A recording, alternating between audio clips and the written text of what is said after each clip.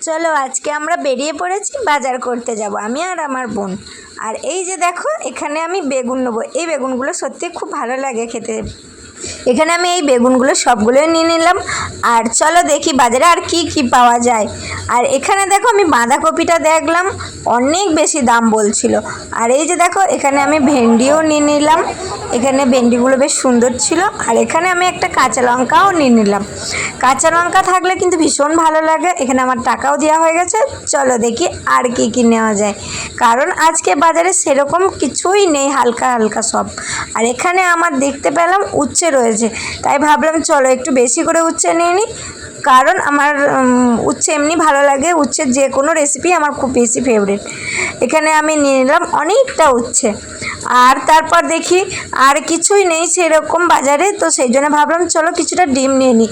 কিন্তু এমন ভাগ্য আমাদের, ডিমও শেষ হয়ে গেছে।